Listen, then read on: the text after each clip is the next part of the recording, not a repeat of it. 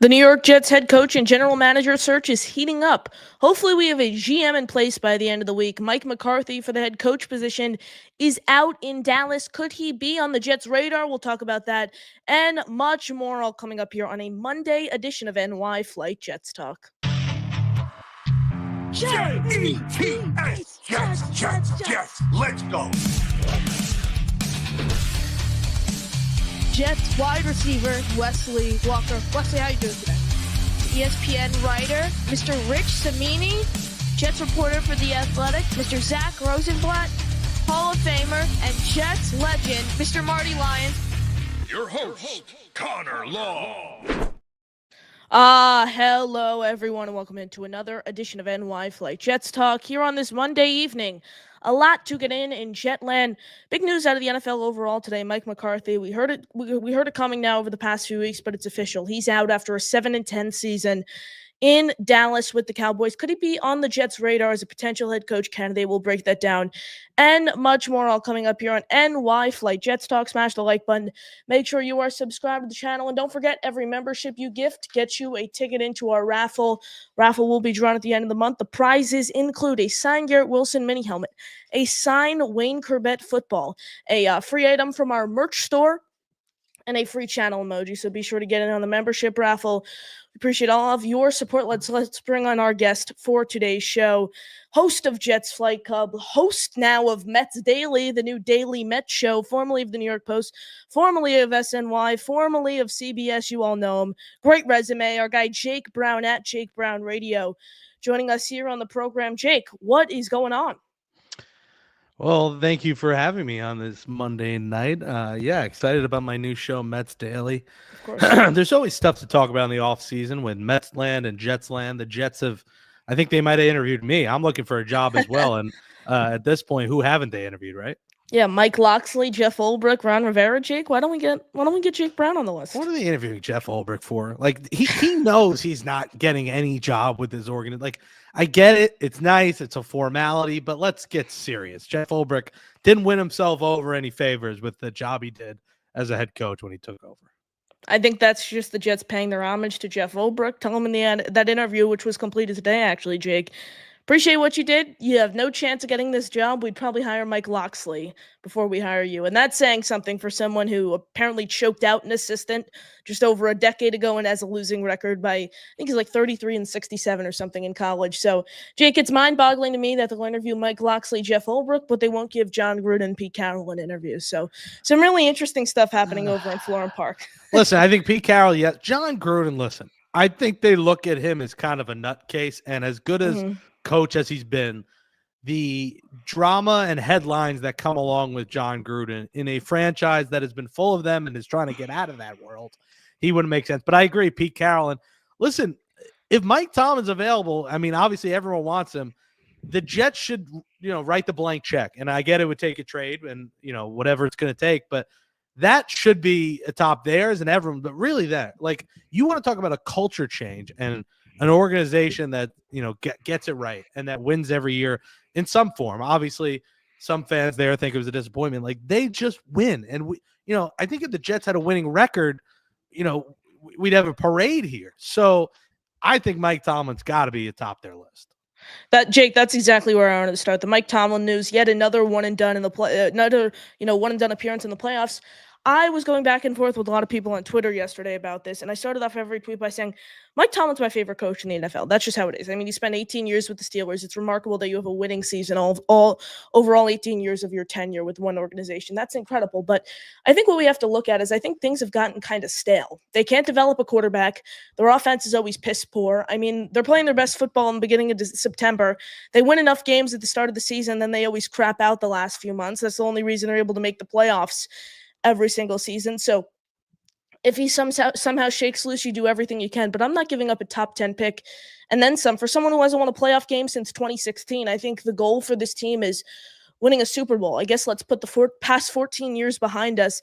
The only coaches I would trade for right now are Kevin O'Connell, Sean McVay, and Kyle Shanahan. Those are the only three realistic names I could potentially see on the trade market, and those are the only three guys I would make deals for: young, innovative offensive minds with head coach experience and winning experience, being able to bring teams to the playoffs and make it further than that. So Mike Tomlin's a defensive mind who hasn't won a playoff game in 8 years and 9 years now. Let's call it how it is. Yeah, but listen, when you're this year, for example, when your offense coordinator is Arthur. I mean, Arthur Smith is a joke. Like that guy. The fact Well, your he's in- quarterback's Russ Wilson too. Like, yeah, that too. You combine those two, like, not saying the Jets, you give them players coaching works, as we saw what happened this year and every year, but I don't know. I think Tomlin, in terms of a culture change, makes sense. In the end, whoever they hire as a head coach, they need a brilliant offensive mind. Like, it doesn't have to. Everyone's like, we need an offensive head coach. You need an offensive. I think you just need a great offense coordinator, and anyone is a step up from Nathaniel Hackett. They just need a good overall coaching staff. And this overall coaching staff was garbage that they had. And I think Ulbrich was I shouldn't call Ulbrich garbage. The defense coordinator was solid. I think the defense just regressed and they had a bunch of egos. well, Saleh was a huge, I think, piece of that defensive success there. Yeah, that as well. So I have no issue with the defensive head. Like, my favorite is Glenn. Like, I think Okay. Glenn is going to get the job. I think it's, and the only reason I see Glenn not getting it is if he decides to go to New Orleans. But otherwise, I think Glenn is very much the favorite, and I think he is the leader of men this team's looking for. I think Saleh was a leader, but he was more of just a motivational leader, and then he changed head coach. Like, Yeah. he was Mr. Clappy, like always clapping on the sidelines. But I think Glenn is the guy that they can get behind. Glenn was a player, a successful player in a Jets uniform. I also think that storyline would be awesome for this franchise, to have one of your own become a head coach. You know, coming off what he did with that Lions defense, I think he's the guy if they don't trade for Mike Tomlin. You mentioned offensive coordinators. Josh McCown has been a name that's, kind of been tossed around as a dark horse candidate. Has never called plays before as a coach. 2 years of coaching experience, 18-year journeyman quarterback. Thoughts on that rumor swirling around? Yeah, listen, I am biased. Josh McCown, my mom tutored his daughter in high school down in Charlotte. So my mom was his family, his siblings' tutor. He came on Gangs All Here multiple times. He tweeted at me. He was a great guest. So I have a bias. I love him. I also think he's just a great person. I think he'd be innovative enough. I think, again, you put a good offensive staff around him, I'd be perfectly fine with bringing a new kind of innovative coordinator like Josh McCown. He's good with quarterbacks. Like, he works well with quarterbacks, and he is a quarterback. And yes, he was a journeyman quarterback, but the fact he was on all those teams and he lasted all those years and made all the money he did, he is well respected by everyone who's around him. No one with no coaching experience gets a head coach interview out of nowhere if he's not incredibly well respected, like he was by the Texans when he got that interview a couple of years ago. So yes, he's not that experienced, but I could live with that. An offensive coordinator. Head coach is a little bit different. Obviously Glenn's not head coach experience, but I feel like his defensive years are enough. So I like Josh McCown, but I guess I'm a little bit biased on that one. I mean, Jake, you could sell me on him with a strong staff around him with head coaching experience. I mean, why can't he be the next Zach Taylor? If you remember, Zach Taylor went from being the Rams quarterback coach right over to Cincinnati as the Bengals head coach, didn't have any play calling experience, and look what he's done now. So I'd rather be a year early on a guy like McCown than be a year late. The way I view it, he has a ton of connections from his playing days and his, short stint as a coach now for the past 2 seasons. Some names I really want to point out here, Jake. I will start with the offensive side of the ball. Doug Peterson is a really, really intriguing name, just canned in Jacksonville. Head coaching experience. McCown played under him for 2 seasons in Philadelphia. You bring McCown in as head coach, you bring Peterson in, a veteran play caller, as OC. Mike Pettin, potential reunion. Pettin, obviously, head coach experience with the Browns. That didn't go so well, but now he's the outside linebackers coach on the same staff as McCown over in Minnesota with the Vikings. So Lovie Smith's another interesting name, who was with the Texans a few years ago, a ton of head coaching experience. McCown played under him. Like, you put out the right staff around him with guys who have head coaching experience, you could 100% sell me on a guy like McCown for head coach, because I just don't think, especially now that Vrabel's officially off the market, I don't think there's that many, impressive big names out there besides an Aaron Glenn, who you spoke about, Brian Flores. You mentioned Arthur Smith and Matt Nagy. I think those are 2 intriguing names, because if you think about it, I agree. I'm not clamoring for Arthur Smith or Matt Nagy, but I could see the Jets potentially being, lured into one of those 2 guys. I'll start with Nagy. I could see them looking at Nagy and saying, well, he has head coach experience. He won coach of the year. He has a winning record. He brought Mitch Trubisky to the playoffs. He would have won a playoff game if it wasn't for the double doink, and now he's serving as the offensive coordinator with a dynasty, which is the Kansas City Chiefs. And Arthur Smith, someone they nearly hired in 2021 before they ended up hiring Robert Saleh, almost brought him on the offensive coaching staff this past season.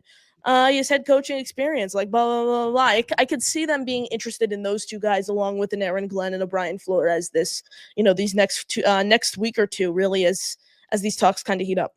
It's not going to happen, but the dream for the Jets should be head coach Aaron Glenn, offensive coordinator Matt Nagy. I just think what he can bring. He's not going to take a parallel. He's not going to leave. Yeah, he's not going to leave unless the Jets would have to give him an insane pay raise. They'd pay him like a head coach for him to do that. I don't love Nagy as the head coach. I do love him as quarterback, but of course it's unlikely. But that's why I call it the dream scenario. They need someone that can bring that innovative playbook. But I do think McCown, being a former quarterback, I think he can make it work. McCown is offensive coordinator. I'm not talking about head coach. Yeah. I was talking about he got the interview with the Texans as head coach a few years ago. He had no coaching experience before that. He coached high school in Myers Park High School in Charlotte, North Carolina. He would fly down 2 days a week for practice and game day while he was still on the Eagles roster. Really, really cool story. Yeah, he would drop his daughter off at my house.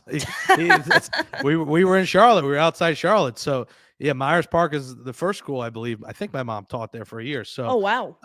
Yeah, that's how they met. And so I have the bias because he got my Christmas presents, essentially paying my mother to tutor his daughter. So I guess I owe him now, and I need him a Jets uniform. I just think he's a high character guy. The Jets need higher character guys in this locker room, on this coaching staff, in the ownership in the front office. We know they need a lot more of those.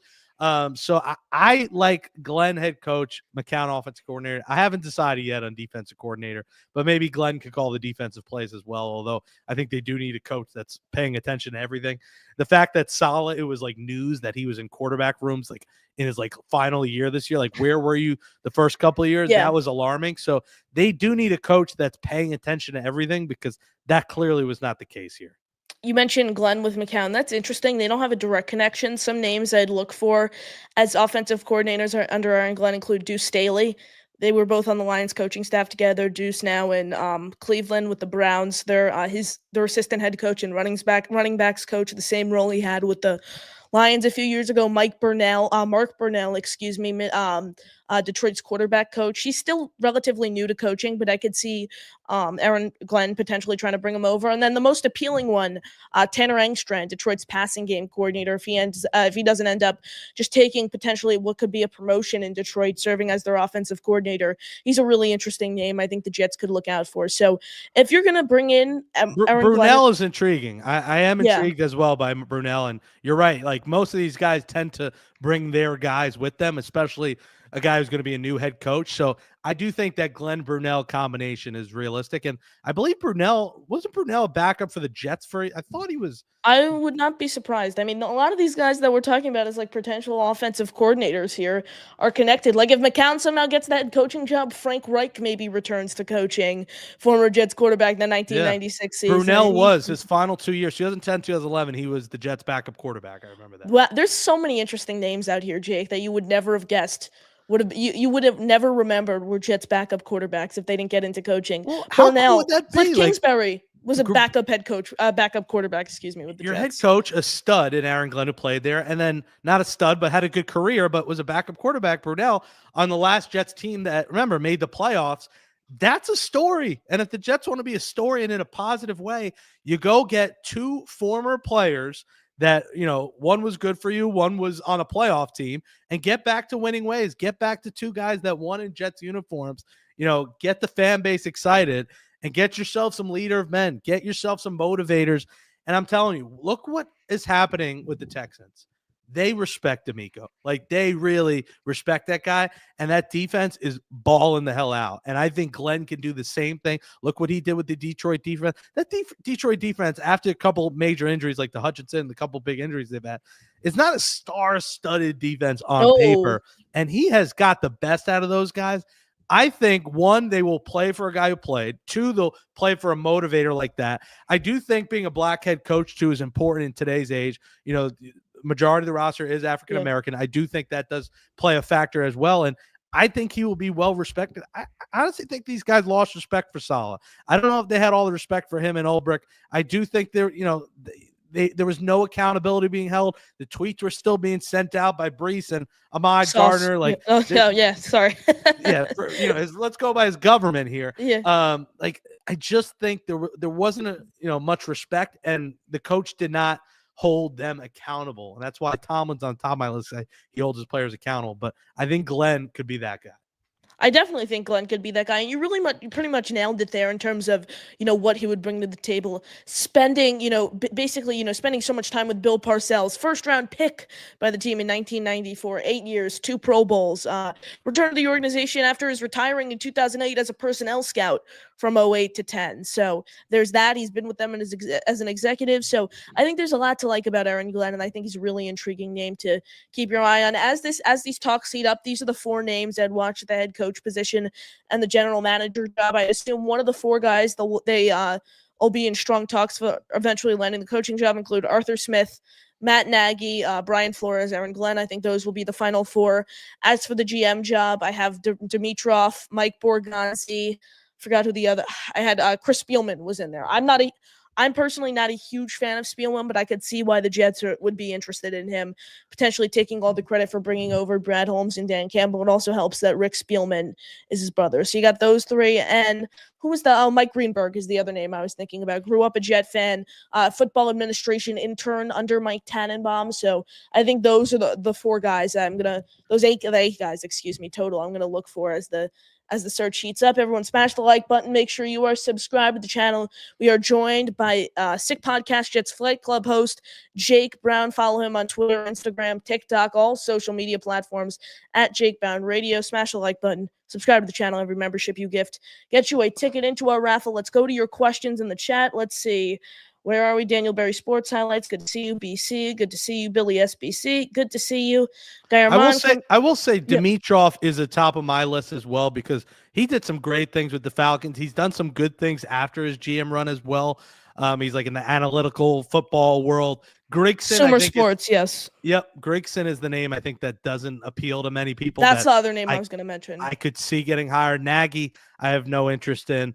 And I agree, Spielman's the other guy kind of on my list. So my Mount Rushmore would probably be Dimitroff 1, Spielman 2, Greenberg probably 3, and then 4 would probably be Borgonzi would be my number 4 in terms of my Mount. Right? And then Grigson I think is an honorable mention 5, but I like Dimitroff the best. The issue with Dimitroff has been out of the league 1 and 2.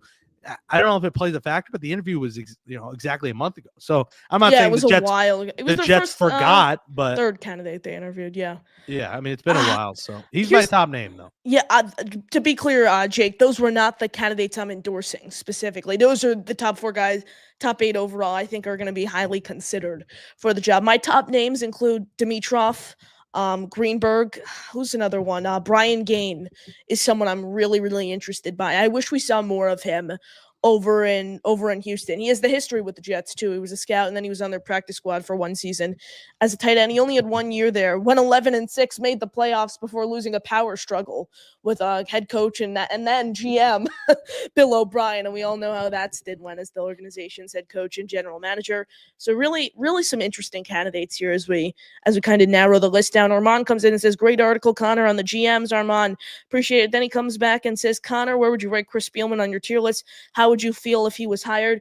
Appreciate the question, Armand. Yeah, so when I wrote this article, Jake, I don't know if you saw, but I broke down all the candidates they had requested, scheduled, or have already interviewed in a column for Jets X Factor. I broke them down into tiers. So Armand wants to know where I would put Chris Spielman. I'd probably put Chris Spielman in my I did A, B, C, D, F. If I had a B minus, I would put him there, but I would probably just say C for now because we don't know really what to judge him off. Yes, it's a huge piece of his resume that he supposedly got the Lions to hire Brad Holmes and Dan Campbell, but how involved is he really in their day-to-day operations right now as their organization has been on the cusp of a rapid turnaround? That's the major question with all these guys who have no general manager experience. Mike Borgonzi with the Chiefs is another one. Like Grigson, we know what he did. Like I will say his record is very misleading. Like, he drafted Andrew Luck, which is obvious, but he couldn't build an offensive line. Luck had to retire at 29 years old. I mean, he didn't have a losing season, and he was well above 500. So I think there are some scenarios where GM's record could be misleading. John Robinson is another one. He refuses to use analytics, but he still has a winning record in Tennessee, brought the team to a championship game. But back to this point, really, overall, is I don't know how involved he is right now in their day-to-day operations, Jake. Yeah, and he comes from a winning program right now, which is what's intriguing about him. And Yeah. it's a what have you done lately, obviously, for me league. So that's where he's intriguing. We can agree that the laughing stock combo would be like Mike Loxley and Lewis Riddick. Like those would be the two. Oh yeah, that the Jim Jets would Nagy be and the Lewis joke of the league. Riddick were those Yeah. were the two F tier guys. And I mean, Nagy's Lewis in Riddick the shouldn't have organization, so I get it. He's Lewis part of the Riddick team hasn't. already. Lewis Riddick didn't even deserve an interview. I put in my article some tweets directly from him, bashing the Jets organization and the Jets fan base. And I'm like, not only has he not been in the league, hasn't been a GM before, all of his experience comes as a scout. But that's important to note too. Hasn't been in the league since 2013. And then boom, you give him an interview, he's bashing your organization, he's bashing the fan base. Like, come on. I think Woody Johnson's the only stupid owner in this league who would do that. Well, that's the thing. And in the end, it comes down to this. Whose head won't bash into Woody? Because we know in the end, he's really the GM. He is essentially the guy that makes the decision. That's why I laughed at people that thought Vrabel's real. I'm like, there will be a fist fight between those two in the draft meetings. There was no way Vrabel was coming here because of Woody. Like, this GM has to be able to work with Woody, and that is a very tough thing to do. It's an owner who meddles too much into football decisions. And in the end, no matter who they hire, no matter who's the quarterback, when you have ownership that is piss poor and that's garbage, it might still be the same way. So unfortunately, that's not going to change. We have to deal with that. He's not going to be an ambassador in London. He is here to stay right now. So it's got to be a personality that's going to work out well in the end. I think Dimitrov is the safe hire, in my opinion, just because I think he built a consistent winner. And obviously everyone remembers 28-3 and blah, blah, blah. But like they made the Super Bowl. They were on the cusp of winning a Super Bowl. You know, he had a franchise quarterback in Matt Ryan. Like, he did some good things with the Falcons. So that's why I think Dimitrov makes the most sense. Dimitrov is my number one. He was the only guy I had in my A tier. So in that article over there, I mean, 100. I think he was like 110 and 96 over. He was their general manager from 2006 to 2020. You mentioned it. The year they made it to the Super Bowl was the blown lead 28-3. Like, it's not his fault. That is they go out and blow that lead. Also, he also hired some really solid head coaches like Mike Smith and Dan Quinn were two stout head coaches. Look at what Dan Quinn's doing now. He's still in the league and carrying the Commanders. That's the sign of a good head coach, that a generation later, you were like a toddler when were you alive when he coached in that 28-3? You weren't even alive. What year was that again? What, 20? No, you were alive. I'm sorry. That 2017. 26. I was going to say 2016. Yeah, 2017. Yeah, I wasn't watching football then, though. The first Super Bowl I could vividly remember was Rams-Patriots. So however long ago that was. Like, the fact that basically across generations, a coach is still having success, that shows you he knows how to hire a guy with the ability to have longevity in this league. So I don't know. I think that's the favorite. We'll see I could see them going out of the box with I could see them hiring Greenberg or Borgonzi. But I think Reddick and Nagy, to me, would just be the bottom of the barrel kind of hires at GM. I think you can't get worse than Nagy and Riddick. You can't get much worse. One more nugget here on Dimitrov before we keep it going with the questions. I mean, he also drafted 11 Pro Bowlers. Like, just to name a few off the top of my head, Matt Ryan, the franchise quarterback, massive hit. Julio Jones, traded up for him, draft day deal, massive hit. Jake Matthews, massive hit. Grady Jarrett is someone he drafted in the 5th round, 6th round, I think it was, massive hit. So he hit on the majority of his day 1 and day 2 picks while also having some success on day 3, which I think is a huge factor as we look for the next GM of this team. Armand comes back in and says they should interview Todd Monken and Liam Cohen. Jake, I think this has to do with them not being interested in the Jets, rather the Jets not being interested in them. I mean, the whole thing for these innovative offensive, I wouldn't necessarily call Todd Monken innovative. He's 58 years old, but still, these offensive minds overall, they're going to want a quarterback to work with. There's no quarterback, I'd say, true quarterback on this roster right now. Like, I love Tyrod Taylor. I hope he gets the starting job, but he's not an appealing name for a Todd Monken, a Liam Cohen, to leave Baker Mayfield and Lamar Jackson to come work with. Yeah, you gotta assume these guys are leaving situations where they have like championship content. Like if you want to call the Bucks that, obviously they're out, but like you want Monken to leave a team that's in the running for a Super Bowl. You want Cohen to leave a team that, perennially is a divisional winner every single year, the last couple of years. So it's a big ask. Obviously, the pay bump and becoming a head coach is nice, but like, are you Justin Fields' coach? Are you Aaron Rodgers' coach? Like, are you Tyrod Taylor's coach? Like, who the heck are you? You could bring in the most innovative playbook, but if you got a bum behind center, it ain't making a difference. Yeah, I agree 1000%. So why would Liam Cohen, especially, who's I think 37 years old, he is. Why would he want to come over here and coach the Jets where we have really no offensive plan right now? No offensive stability whatsoever. I don't see why someone would want to come over and inherit this situation, especially in offensive mind. Let's see. Wildwave, did Spytek turn us down? Why didn't we interview him? Jason Spytek is John. John or Jason, one of the two, is the other assistant GM in Tampa Bay. He's the talent evaluator. I'm a little surprised he didn't get an interview over here. Some interesting names that didn't get interviews, but I think it's more them not being interested in the Jets per se. The Jets are not, outside of it being the greatest city in the world, and you know how much I vouch for New York, cover New York sports a while. I'm a New York sports fan. For the first time in my life as an adult, I'm not living in New York right now, and it pains me. Yeah. This team, as much as they have a couple of good young players, they have a couple good young head cases as well. In Gardner, listen, Brees is a great player, but he regressed this year, and he's out there tweeting against the fans again, like these guys continue to do. It's not the most sexy job to go to right now to coach the Jets like it maybe used to be. With all the limbo at quarterback, with the dysfunction in every new article that comes out from The Athletic, with Brick Johnson being involved and Madden ratings and all the laughing stock, it's like it takes a guy who really wants to be a head coach and wants to turn this thing around. That's why I keep mentioning Glenn, because Glenn played here. He knows what it's like. He's experienced it firsthand. And this is his shot at glory. This is his shot to, all right, I'm going to be a head coach. And if I can get the Jets to the playoffs, I'll have a statue outside of MetLife Stadium. And I think that's appealing to him to go, so these guys think about legacies when they think about this. Yes. And they're a former player, and he's thinking about his legacy of player, winning in New York, being a player, maybe winning a Super Bowl and defensive coordinator in Detroit, and then taking the Jets back to the playoffs as a coach. That is a full story Netflix moment for Aaron Glenn. So there's certain guys who see the appeal to it, and there's other guys who said, the paycheck will be nice, but the headache, the amount of Tylenol I'm going to take to deal with the job will not be that nice. Brandon comes in and says, Borgonzi is probably my number one option, but I'd also be concerned about a potential Nagy/Spags hire if that was announced. Mixed bag of emotions. My problem with Borgonzi is we don't know what his floor or ceiling looks like as a general manager. Like, I think there's too much unknown there. When you have so much, I wouldn't even necessarily say he's a hot name because he's been in so many different roles over there, and I think it's impressive that someone can work their way all the way up in a front office, starting as like I don't think it was an intern, but a really, really small role in 2009, and now he's their assistant GM. Like, my overall thing is, what is his ceiling? What is his floor? That's an unknown. That's why I think I'd much rather go with someone who has experience, because then you pretty much know what you're getting there.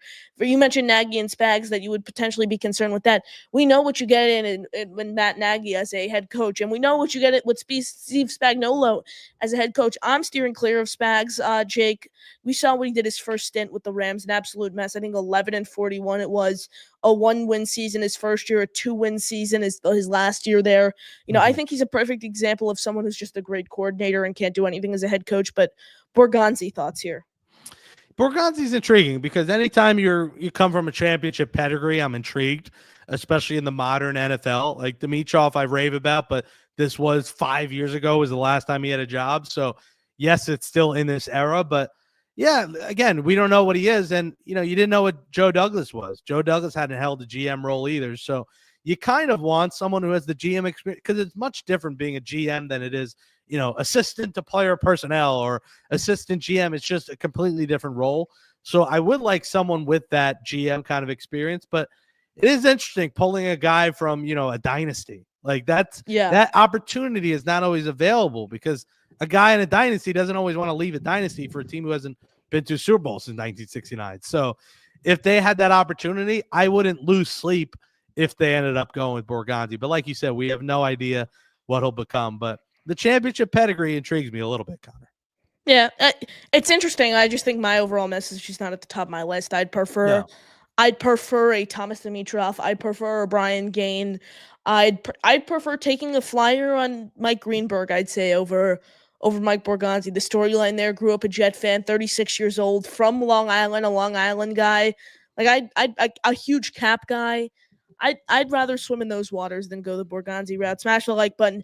Make sure you are subscribed to the channel. Appreciate your support. Last chance to get your final questions in the chat. Call into the show, pin comment in the chat, and every time you gift the channel membership, you get a membership raffle. Appreciate all your support with the memberships. I think we're already over 100 gifted memberships this month, and we're not even halfway through. So it means a lot that you guys are still supporting the channel through thick and thin with this organization. You guys are the best fan base. No better fan base out there. Jake, I really appreciate you joining me. It was a fun show here. So we have one more comment here from Ormond before we. Sorry, I almost missed this. Robinson and Ron Rivera would be bad like Riddick and Nagy.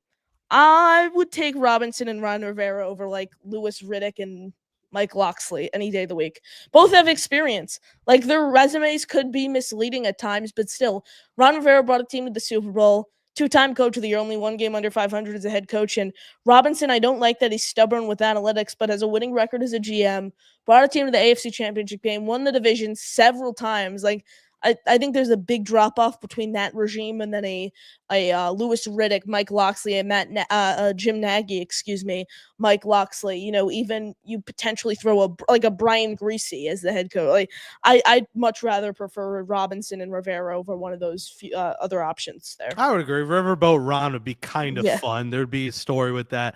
There's worse options. Again, these are guys of like the past that you're not that intrigued by, but I just think Reddick and Nagy is so much more laughable for the Jets if they go that approach than Robinson and Ron Rivera. Let me close with this. I have some fighting words for someone on here, and I'm going to end it with this, Connor. My old show. Gang's all here? We won't say the name. Okay. It's like Voldemort. There's so many out there, Jake. I mean, you're all over the place. So. Well, someone had sent me a clip of the guy who replaced me as the host. Okay. Ripping me, and essentially someone in the comments said we miss Jake or something. Jake should be host, and he said, "Go have fun on that." I only know this because somebody sent me a clip. Yeah, for sure. And it pissed me off, so I just want to address it on here for you, Connor. He said, "Go listen to his show. It has 2 views. Go have fun over there." He doesn't care. It's just another podcast for him. Let me just say this. He is on a platform that I created with my bare hands. He is on a New York Post podcast platform that I launched in 2019, that I hosted 179 episodes of that show. That's YouTube platform that I built up for 2 years. And he was gifted on a silver platter, a 90,000 subscriber platform on YouTube. The algorithm, when you have 90,000 subscribers, is through the roof. You can have a pet turtle host a show and it'll get 4,000 listens. And when you go on a live stream and you go post-game live, which I was never permitted to do in my years. They never let us. And finally, when I'm gone, they got to do lives right after games. I had to wait for my co-host to get home. We had to do it 6 hours later, post it the next morning, and it was already late. Mm-hmm. I lost out on views because we never went live. But that 90,000 subscriber platform was built up by me. So I'm essentially your father. I created that whole thing. So for someone to talk down on something that I built when they have built-in viewership and say that I stopped watching because, yes, excuse me. Of course, all good. I'm fired up. I'm fired up, Connor. Thanksgiving, I checked out of this year because I don't get paid for that show. You get paid for the show you did. And for 5 straight years, I watched every Jet game, did a pregame show and a postgame show, never took a damn game off, covering this team, interviewing some of the biggest names in the sport. Joe Douglas you had on, like one of your first episodes. Nathaniel Hackett, Joe Namath, Willie Colon, Anthony Beck, you name it, the list goes on and on.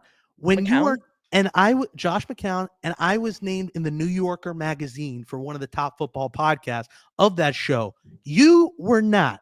So don't you dare come after me and saying I checked out, I don't watch this, that, because you're mad that you have tons of negative reviews about how bad of a job you are as a host. So the disrespect of someone coming after me for a platform that I created pissed me off.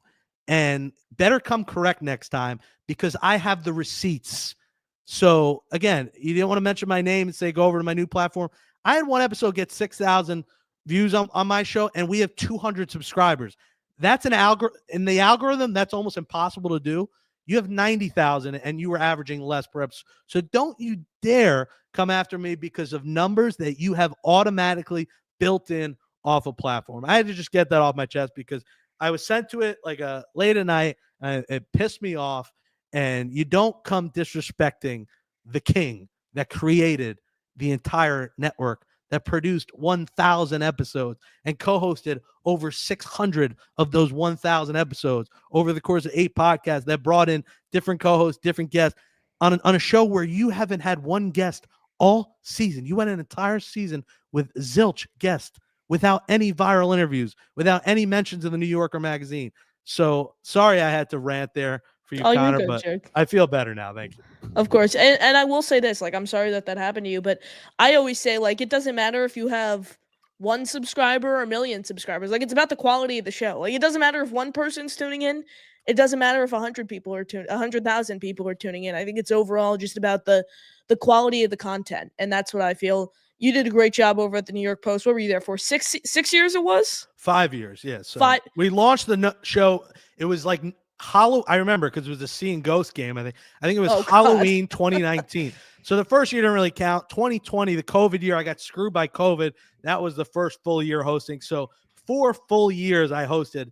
Did not miss a single game. Did not miss a single show over 4 years. So tell me I'm taking off again, and I'll come in the receipts and show you you're wrong, buddy. Yeah, and you did the Mets podcast too with Figgy. Yeah, I did Mets, Jets, Giants. I did every team in New York. So for someone to insinuate took off because this year when it's not my job, I'm not paid any extra. I was doing it for the passion and the love of the team. And I checked out because for my mental health from watching this team this year on Thanksgiving, then that's my right. You were doing this post-game show. You were paid, doing it with Frankie Tortellini, who's talking about numbers. You don't even work with the company. Get out of here. Men lie, numbers don't. Yeah, the numbers show that I hosted 179 episodes. You guys have hosted 30. So when you get to 179 and when you built an entire network, you could come talk to me. But until then, keep my name out of your mouth. Thank you. Jake, appreciate you hopping on. Happy you got that off your chest. Oh, that was good therapy. Thank you. I'm going to run through a brick wall right now. Bricked up like Jeff Ulbrich. Jeff Ulbrich, but a better player and coach than Jeff Ulbrich. But Connor, thank you. We hope Jets get this hiring process right, and we hope figure out quarterback. I think you got to move on from Aaron and figure out where you go next. Maybe it's Jordan Travis down the road. Justin Fields. Fields is intriguing to me, but yeah, that's a topic for another date. Jake, appreciate you hopping on. Final question I asked every guest here on the program. 4 dinner guests, anyone in the world, dead or alive, who are you taking, Jake? That's a tough one. What are yours? I could go so many different directions. It's so tough. Like if I had to go, it could be anyone. I'll say that too. It could be friends. It could be family. It could be friends. It could be famous people. I'll go. If you like, there's so many routes you could go. That's why it's so hard. Give me Garrett Wilson as one. I think he could be super fun. Met him a few times in passing at games. Great dude. Give me Garrett Wilson. Think of another one. Give me Pete Alonso. I'll convince him to take for the Mets to take him up on that 3 year, $96 million contract. So give me Garrett Wilson, Pete Alonso. Let's see. We'll try to go. Give me Rex Ryan and Bill Parcells. I think those could be 2 really fun names. I wasn't alive to see the prime of Rex Ryan. I've been very vocal. I don't want him to come back and coach this team, but just to be able to sit down with him and talk about what went into inheriting a team like that and providing a spark of energy, leading them to 2 consecutive AFC championship games and no coach being able to bring the team back to the playoffs since you were there over, 14 years ago. I think that could be really fun. And Bill Parcells completely reviving the franchise, not only, bringing them to the 1998, AFC championship game, but, coming from the Patriots organization, obviously he was a Giant too. So 2 rival connections right there. And he comes in and he completely revitalizes the franchise. I think him and Rex are really the only 2 culture guys at the table. So that's it's kind of a mixed bag of guys there, Jake. You have Garrett Wilson and It Pete is. Alonso, the two athletes, and then the two former Jet coaches. I think Pete Alonso might be the outcast at that table. Yeah, I've met Pete. He complimented my chain. Pete doesn't intrigue me to have dinner with. Oh, okay. David Wright might be one from. I've interviewed him, but on the phone, I probably would want to have a dinner with him. I'm trying to think across the board. I think Michael Jordan would be kind of cool, just because the Yeah. stories that he would have would be cool. Who else? I don't know. Celine Dion. For me, Oh, is wow. one of the first CDs I ever got. Celine Dion would be kind of cool for me. And Elvis Presley. I don't know. Okay. Elvis has got to be the coolest guy. I grew up listening to Elvis Presley. So Elvis, this is a crazy list. Elvis, Celine Dion, David Wright, and either Jordan or like a Hank Aaron. The story these guys have Yeah. just from their lives and the things they went through and racism back then and all the things, that might be my 4.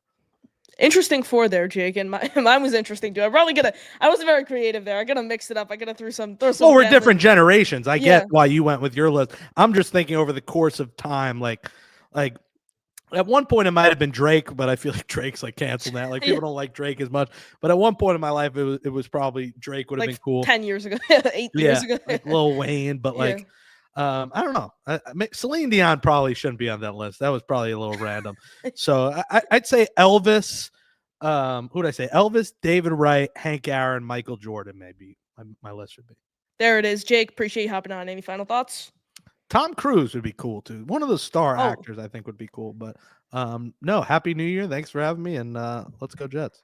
Absolutely. Follow him on all social media platforms at Jake Brown Radio. Does a great job covering the team. Sick Podcasts, Jets Flight Club. Be sure to go over and follow him. For Jake, I am your host, Connor Long, signing off. JTS, Jets, Jets, Jets.